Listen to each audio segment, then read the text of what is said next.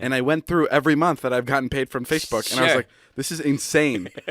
Like I never look at my income because it's just like it's like whatever. It's there. Like I know it's there. This kid showed me a video at one of my meet and greets. It is the funniest fucking video, David. It's you and I bragging about our lives. Yeah. Or maybe you're bragging. I can't remember. And then it says, yeah. And meanwhile, someone's emptying the trash, and it's literally a guy emptying the trash. It's so funny. I have to show it to you. It's not translating.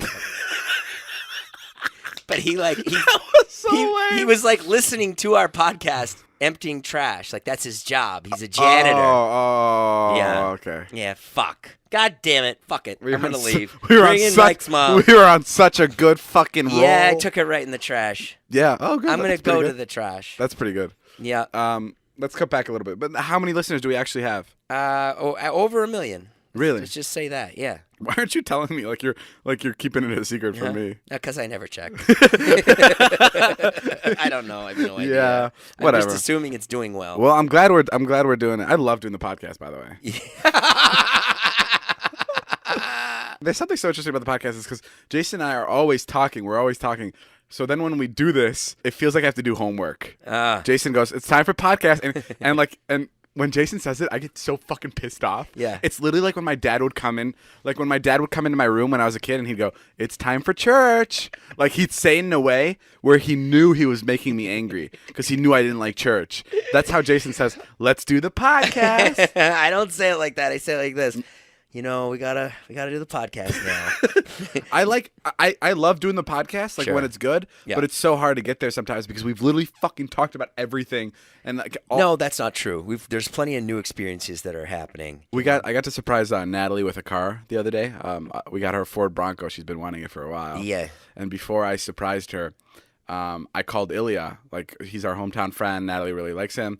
And I was like, you should come out and help me surprise her. And you know Ilya. Ilya will never come out for anything, especially to come to LA. So he was like, okay, how about this? I'll rock, paper, scissors you. And if you win, I'll get on a flight and I'll go to LA. And I was like, okay, I don't want to do that because I don't want to leave that up to chance. Like, right. That's complete bullshit. Just come. It's her birthday.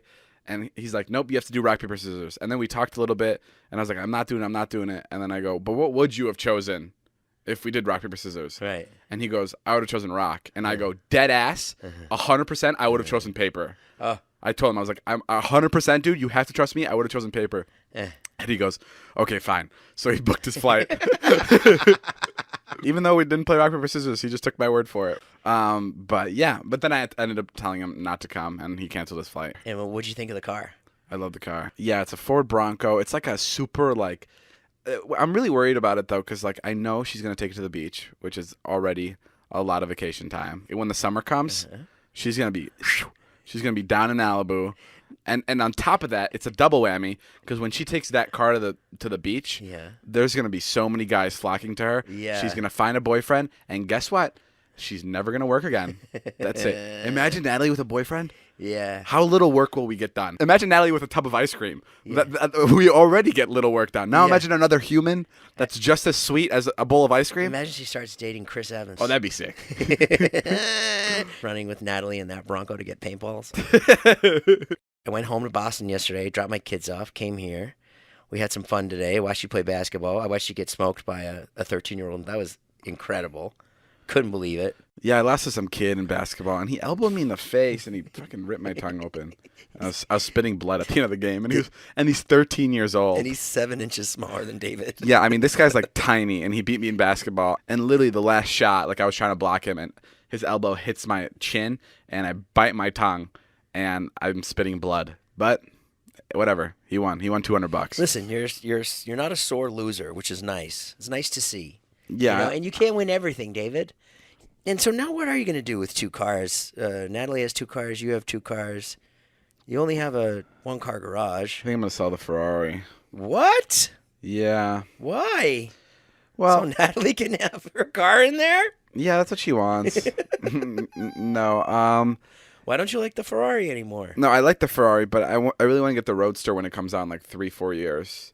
And okay. And I don't know. The Ferrari's great, but the reason I wanted it is because I'm like really like lame when it comes to like milestones and Sure. like age. Like I wanted to get that Ferrari before I'm 23, Right. or I wanted to, you know what I mean? Like I have like these like weird goals. Benchmarks. Yeah, I have benchmarks, and that's why I got it because I just wanted to prove it to myself. Okay.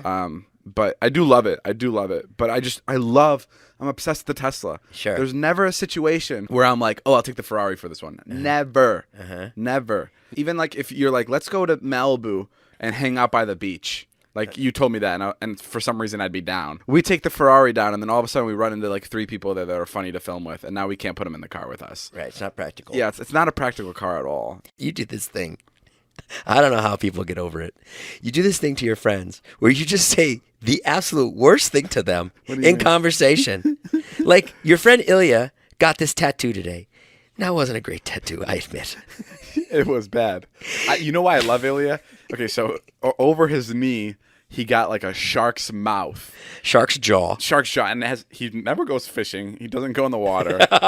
So there's like it doesn't mean anything. And it's over his knee, which isn't a very ferocious part of the body. Yeah.